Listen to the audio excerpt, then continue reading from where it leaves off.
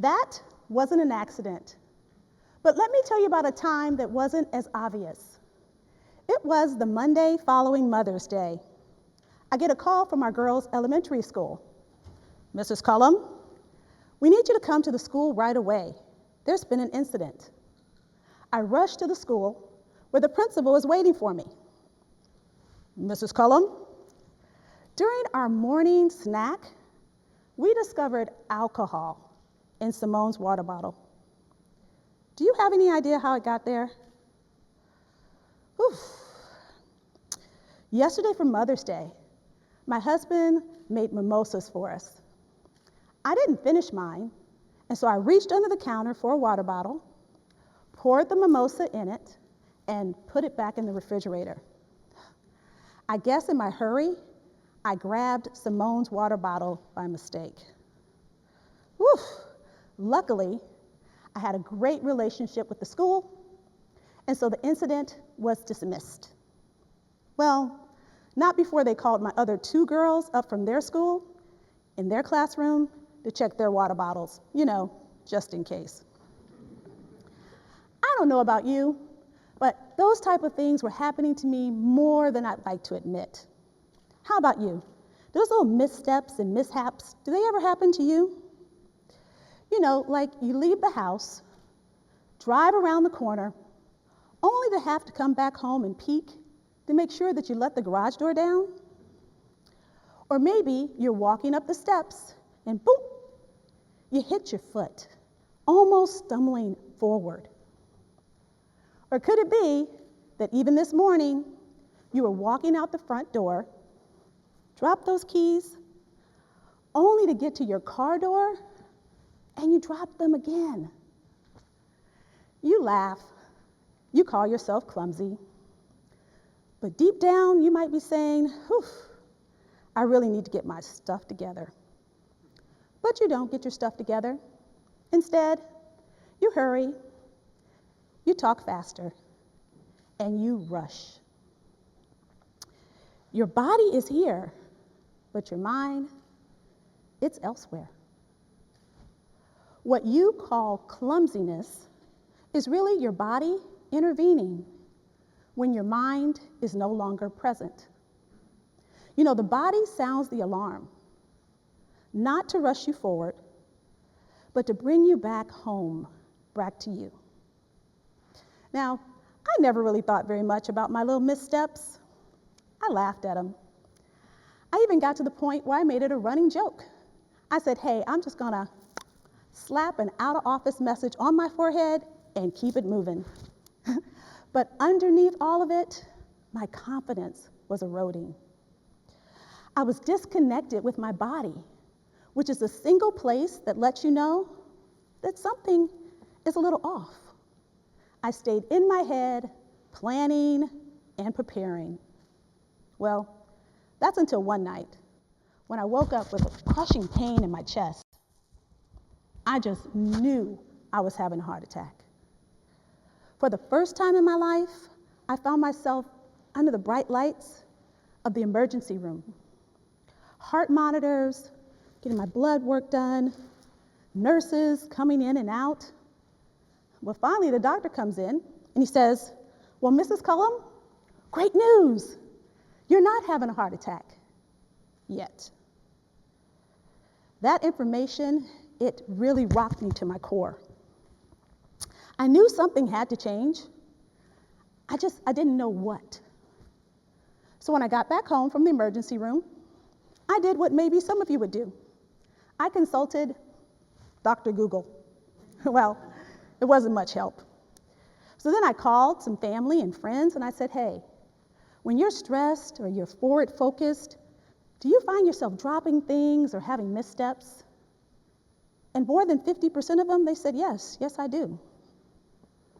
I just didn't think that was a coincidence, right? I felt like that's what happens when busy, capable people, they stay productive, but not in the present moment. So it was at that time that I gave what I had been experiencing a name, and I started calling it the Dropsies. Now the Dropsies, they aren't just physically dropping your keys, no, they're a somatic disruption that happens when your body intervenes because your mind is no longer present in the moment. The dropsies, though, they aren't clumsiness, being awkward, maybe a little tacky. The clumsies are actually presence, confidence, engagement. And the solution to getting there, it isn't thinking more about it or measuring your time and managing it better. After more than 1,000 hours of somatic coaching and mindfulness with busy leaders and parents, I started to see a common theme, that the people that really had control over it were coming home to themselves. Let me explain. H.O.M.E is an acronym for a somatic and mindfulness reset that each and every one of you can do in 60 seconds. H stands for halt what's happening. Simply pause when you find yourself speeding up. Really resist that urge to rush forward.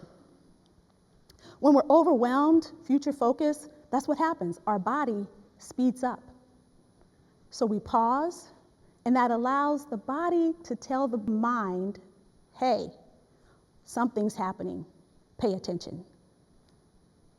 Then there's O, observe your body. And that's when I want you to come inward.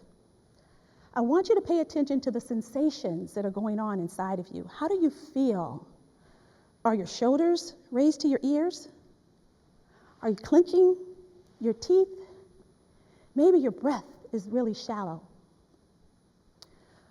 Try not to judge those sensations. When we don't judge them, we become less overwhelmed, and the nervous system sends a message that you're okay, you're all right, you're safe. This moment is manageable. M, now that's where the magic takes place. That's move your breath. There's so much power in moving your breath in and out. Without judgment, if your shoulders are raised, softly bring them down. If your teeth are clenched, soften, even if you have to massage your face in order to do so. And if you're taking very short breaths, maybe you guys could even practice it with me. Go ahead, take a deep breath in through your nose, and then out through your mouth. I don't know about you, but I feel better already, right? Just that little act makes a difference because you're controlling those internal sensations, which change all the time. But when you start labeling yourself and you start saying, I'm anxious or I'm clumsy, those labels, well, they feel permanent. And finally, E, which is enter the moment. Now is your opportunity to expand what you're actually experiencing. It's like this bright light that's on me. If you were focusing that light on an object, it seems really big, doesn't it? But if you step back and you expand, it doesn't seem so ominous. It doesn't seem so critical anymore. And so you want to expand your horizon. Pay attention to what's going on around you. What's the temperature feel like in the room? How do your clothes feel on your body? That ability to expand what you're feeling, it calms you down and allows you to be in the present moment. And presence is home. It allows you to self-regulate. So many of us today are feeling so dysregulated.